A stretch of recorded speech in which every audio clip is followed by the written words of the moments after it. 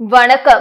பாஜக வேட்பாளர் நமச்சிவாயத்தை ஆதரித்து முதல்வரின் பாராளுமன்ற செயலாளர் ஜான்குமார் எம்எல்ஏ தலைமையில் வட இந்திய சமூகத்தினருடனான கலந்தாய்வு கூட்டம் நடைபெற்றது. தேசிய ஜனநாயக கூட்டணியின் புதுச்சேரியில் பாஜக வேட்பாளராக நமச்சிவாயம் நிறுத்தப்பட்டு தீவிர பிரச்சாரம் மேற்கொண்டுள்ளார்.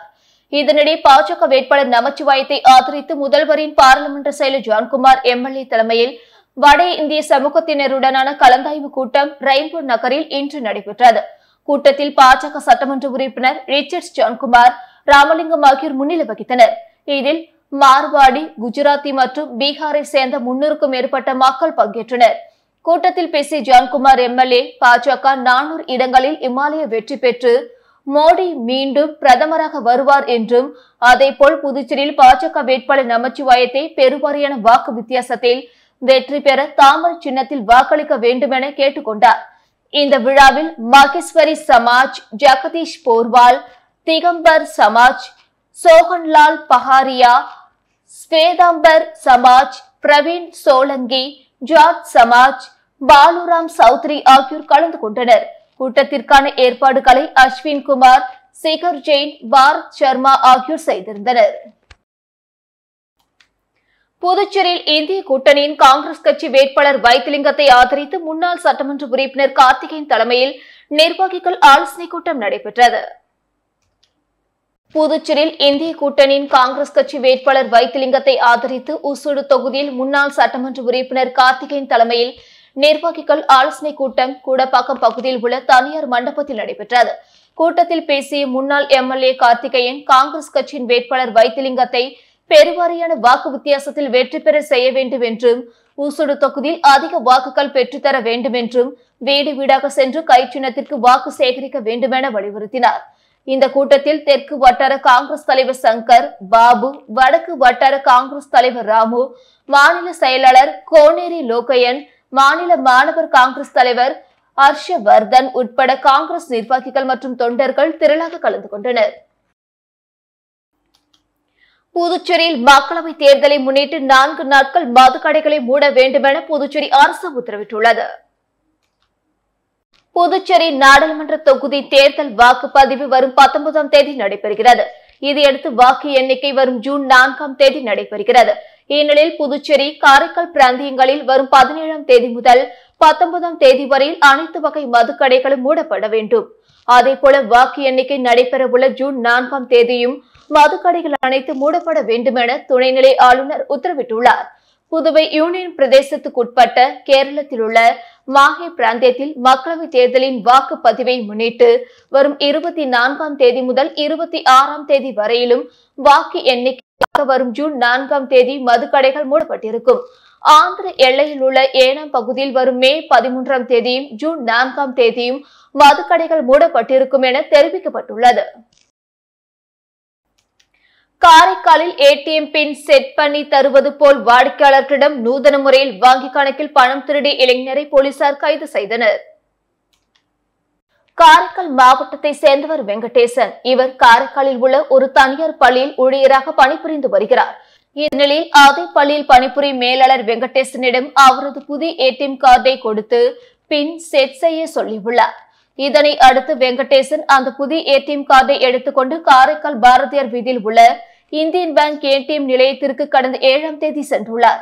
அப்பொழுது அவருக்கு ஏடிஎம் பின் செட் செய்ய தெரியாததால் அருகில் இருந்த மர்ம நபர், நான் ஏடிஎம் பின் செட் செய்து தருகிறேன் என கூறி அவரும் ஏடிஎம் பின் செட் செய்து கொடுத்துள்ளார். அடுத்த நாள் காலை பள்ளி மேலாளருக்கு அவரது வங்கி கணக்கிலிருந்து 11,000 எடுக்கப்பட்டுள்ளதாக குறுஞ்செய்தி வந்துள்ளது. இது குறித்து காரைக்கால் நகர காவல் நிலையத்தில் அவர் புகார் அளித்தார். புகாரின் அடிப்படையில் போலீசார் வழக்கு பதிவு செய்து சிசிடிவி காட்சிகளை வைத்து விசாரணை மேற்கொண்டதில் ராமநாதபுரத்தை சேர்ந்த சுவிங்லின் என்பதும் தெரிய வந்தது. இதனை அடுத்து போலீசார் அவரை கைது செய்து விசாரணை செய்ததில் இதேபோல் காரைக்காலில் மற்றொருவரை ஏமாற்றியது தெரிய வந்தது. மேலும் அவரிடம் இருந்த 6 போலி ஏடிஎம் கார்டு மற்றும் 10,000 ரொக்க பணத்தை போலீசார் பறிமுதல் செய்து சுவிங்லினை காரைக்கால் நீதிமன்றத்தில் ஆஜர்படுத்தி சிறையில் அடைத்தனர். புதுச்சேரியில் தாழ்த்தப்பட்ட மக்களுக்கான சிறப்பு குறு நிதியை முழுமையாக செலவிட்டுள்ளதாக பாஜக வேட்பாளர் நமச்சிவாயத்தை ஆதரித்து மேற்கொண்ட பிரச்சாரத்தில் முதலமைச்சர் ரங்கசாமி தெரிவித்தார். புதுச்சேரி பாஜக வேட்பாளர் நமச்சிவாயத்தை ஆதரித்து முதல்வர் ரங்கசாமி ஊசுடு தொகுதிக்குட்பட்ட சேதராப்பட்டு, கரசூர், துத்திப்பட்டு, தொண்டமநத்தம் உள்ளிட்ட பல்வேறு பகுதிகளில் தீவிர பிரச்சாரம் மேற்கொண்டார். பிரச்சாரத்தில் முதலமைச்சர் ரங்கசாமி பேசும்போது, நமது ஆட்சி பொறுப்பேற்ற 3 ஆண்டுகளில் பல்வேறு திட்டங்களை நிறைவேற்றியுள்ளோம். அனைவரும் கல்வி பெறும் வகையில் தனியார் மருத்துவக் கல்லூரியில் படிக்கும் மாணவர்களுக்கும் அரசே கல்வி கட்டணத்தை செலுத்தி வருகிறது. தாழ்த்தப்பட்ட மக்களுக்கான சிறப்பு கூறும் நிதியை முழுமையாக செயல்படுத்தி வருகிறோம். மேலும் நமது மாநிலம் சிறந்த வளர்ச்சியை பெறுவதற்கு தாமரை சின்னத்தில் வாக்களிக்க வேண்டும் என்றார். பிரச்சாரத்தின் போது அமைச்சர்கள் லட்சுமி நாராயணன், சாய்ச்சி சரவணன்குமார் உட்பட கூட்டணி கட்சி நிர்வாகிகள் மற்றும் பாஜக, என்ஆர் காங்கிரஸ் தொண்டர்கள் திரளாக கலந்து கொண்டனர். திண்டிவனத்தில் முன்னாள் அமைச்சர் சி.வி. சண்முகம் இல்லத்தில் பாமக, விசிக ஆகிய கட்சிகளை சேர்ந்த 50க்கும் மேற்பட்டோர் அக்கட்சியிலிருந்து விலகி அதிமுகவில் இணைந்தனர். திண்டிவனத்தில் உள்ள முன்னாள் சட்டத்துறை அமைச்சர் சி.வி. சண்முகம் இல்லத்தில் மயிலம் மேற்கு ஒன்றிய செயலாளர் புலியனூர் விஜயன் ஏற்பாட்டில் திண்டிவனம் அடுத்த மயிலம் மேற்கு ஒன்றியத்திற்குட்பட்ட அவையார் குப்பம், பெரமண்டூர், ஆகூர் உள்ளிட்ட பகுதியிலிருந்து பாட்டாளி மக்கள் கட்சி, ஊராட்சி மன்ற துணைத் தலைவர் உள்ளிட்ட பாமக, விசிக ஆகிய கட்சிகளை சேர்ந்த 50க்கும் மேற்பட்டோர் அக்கட்சியிலிருந்து விலகி முன்னாள் சட்டத்துறை அமைச்சர் சி.வி. சண்முகம் முன்னிலையில் அதிமுகவில் இணைந்தனர். அவர்களை முன்னாள் சட்டத்துறை அமைச்சர் சி.வி. சண்முகம் சால்வை அணிவித்து வரவேற்றார். கடற்கரையோரம் உள்ள 3 சுற்றுலா பிரிவு மதுபான பார்கள் அனுமதிக்கப்பட்ட நேரத்தை தாண்டி மது விநியோகம் செய்ததால் கலால்துறை ரூபாய் 1.5 லட்சம் அபராதம் விதித்தது. புதுச்சேரியில் தேர்தல் அறிவிப்பு வெளியான நாளிலிருந்து சாராயம், கல், மதுபான கடை, பார், ரெஸ்டோ பார்கள், சுற்றுலா பிரிவு மதுபான கடைகள் அனைத்தும் இரவு 10 மணிக்கு மூடப்பட வேண்டுமென தேர்தல் துறை உத்தரவிட்டது. பெரும்பாலான மதுபான கடைகள் இரவு 9:45 மணிக்கே கடைகளை மூடிவிடுகின்றனர். ஆனால் சுற்றுலா பிரிவின் கீழ் இயங்கும் ஹோட்டல்களில் உள்ள மதுபான பார்களில் நள்ளிரவு வரை மது விநியோகம் செய்வதாக கலால் துறைக்கு புகார்கள் வந்தது. நேற்று தினம் கலால் துறை பறக்கும் படையினர் கடற்கரை சாலை, சுப்பையா சாலை சந்திப்பில் உள்ள சுற்றுலா பிரிவு மதுபான பார்களில் திடீர் சோதனையில் ஈடுபட்டனர். அப்பொழுது இரவு 10 மணியை தாண்டியும் சுற்றுலா பயணிகளுக்கு மது விநியோகம் நடந்தது கண்டுபிடிக்கப்பட்டது. இதைத் தொடர்ந்து 3 மதுபான பார்களுக்கும் கலால் துறை தலா ரூபாய் 50,000 வீதம் ரூபாய் 1.5 லட்சம் அபராதம் விதித்து வசூலித்தது. புதுச்சேரி நாடாளுமன்ற தொகுதி பாஜக வேட்பாளர் நமச்சிவாயத்திற்கு நிரவி பகுதியில் பாஜகவினர் வாக்கு சேகரித்தனர். நடைபெற உள்ள நாடாளுமன்ற தேர்தலையொட்டி புதுச்சேரி நாடாளுமன்ற தொகுதியில் பாஜக சார்பில் போட்டியிடும் அமைச்சர் நமச்சிவாயத்திற்கு பாஜகவின் பல்வேறு தரப்பினரும் புதுச்சேரி மாநிலம் முழுவதும் ஆதரவு திரட்டி வருகின்றனர். காரைக்கால் மாவட்டம் நிரவி திருப்பட்டினம் தொகுதிக்குட்பட்ட நிரவி குமரன் கோவில் தெரு பகுதியில் நிரவி திருப்பட்டினம் தொகுதி பொறுப்பாளர் செல்வராஜ் தலைமையில் மாவட்ட பொறுப்பாளர் மீனாட்சி சுந்தரம் முன்னிலையில் ஏராளமான பாஜகவினர் பாஜக வேட்பாளர் நமச்சிவாயத்திற்கு ஆதரவு திரட்டி தீவிர வாக்கு சேகரிப்பில் ஈடுபட்டனர். அப்பொழுது நிரவி பகுதி மக்களை வீடு வீடாக சென்று சந்தித்து வாக்கு சேகரித்தனர். ரோட்டரி கிளப் பாண்டிச்சேரி மெரினா மூலம் ரோட்டரி மாவட்டம் 2981 உள்ள 12 கல்லூரிகளுக்கு இடையான கிரிக்கெட் போட்டி லட்சுமி நாராயண மருத்துவக் கல்லூரியில் உள்ள ஸ்லிம்ஸ் மைதானத்தில் நடைபெற்றது. ரோட்டரி கிளப் பாண்டிச்சேரி மெரினா மூலம் ரோட்டரி மாவட்டம் 2981 உள்ள 12 கல்லூரிகளுக்கு இடையான கிரிக்கெட் போட்டி லட்சுமி நாராயண மருத்துவக் கல்லூரியில் உள்ள ஸ்லிம்ஸ் மைதானத்தில் நடைபெற்றது. 2 நாட்கள் நடைபெற்ற 10 ஓவர்கள் கொண்ட கிரிக்கெட் போட்டியில் வேல்ராம்பட்டு சாரதா கங்காதரன் கல்லூரி முதல் இடத்தையும், கிருமாம்பக்கத்தில் உள்ள ராஜீவ்காந்தி கல்லூரி 2ஆம் இடத்தையும், 3ஆம் இடத்தை காஞ்சிமாமுனிவர் பட்டமேற்படிப்பு மையம் மற்றும் புதுச்சேரி பல்கலைக்கழகம் இணைந்து பெற்றன.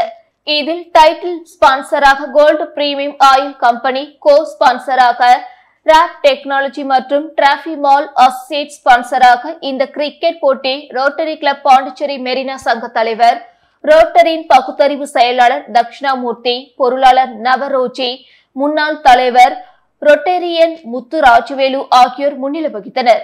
ப்ராஜெக்ட் சேர்மனாக டாக்டர் வேல்முருகன் மற்றும் மெரினா சங்க உறுப்பினர்கள் அனைவரும் ஒன்றிணைந்து விழாவினை நடத்தினர். மேலும் முதலிடம் பிடித்த சாரதா கங்காதரன் கல்லூரிக்கும் 2ஆம் இடம் பிடித்த ராஜீவ்காந்தி கல்லூரிக்கும் போற்றி மாவட்டம் 2981 டிஸ்ட்ரிக்ட் கவர்னர் ரொட்டேரியன் செங்குட்வன் மற்றும் 2981 ஜூன் 23 உதவி ஆளுநர் திருமாறன் மற்றும் ரோட்டரி கிளப் பாண்டிச்சேரி மெரினா வருங்காலம் 2024-25 தலைவர் சுகுமார் முன்னிலையில் கோப்பை வழங்கப்பட்டது. மாயலம் அடுத்த சித்தனி கிராமத்தில் இளநீர் வெட்டி கொடுத்து ஆரணி நாடாளுமன்ற பாட்டாளி மக்கள் கட்சி வேட்பாளர் முன்னாள் எம்எல்ஏ கணேஷ்குமார் மாம்பழ சின்னத்திற்கு வாக்குகள் சேகரித்தார். தேர்தல் வந்துவிட்டால் வேட்பாளர்கள் வாக்காளர்களை கவருவதற்காக பல்வேறு விதமான யுக்திகளை கையாண்டு பிரச்சாரம் செய்வது வழக்கம். தேநீர் கடையில் டீ அடிப்பது, பரோட்டா போடுவது, தோசை ஊற்றுவது, பூரி சுடுவது, மாட்டு வண்டி ஓட்டுவது, சைக்கிள் ஓட்டுவது என பல்வேறு வகைகளில் வாக்காளர்களை கவர்ந்து வாக்குகள் சேகரிப்பதை வேட்பாளர்கள் வாடிக்கையாக கொண்டுள்ளனர்.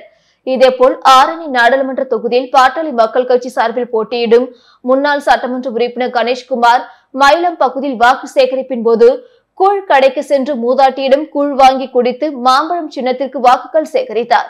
அதேபோல் மயிலம் அடுத்த சித்தனி கிராமத்திற்கு சென்ற வேட்பாளர் கணேஷ்குமார் தன்னுடன் வாக்கு சேகரிக்க வந்த மயிலம் சட்டமன்ற உறுப்பினர் சிவகுமார் மற்றும் கூட்டணி கட்சி தொண்டர்களுக்கும் சாலையோர இளநீர் கடைக்கு சென்ற வேட்பாளர் தானே இளநீரை வெட்டி வெயிலில் வாக்கு சேகரித்த அவர்களுக்கு தாக்கத்தை தீர்க்க வழங்கினார்.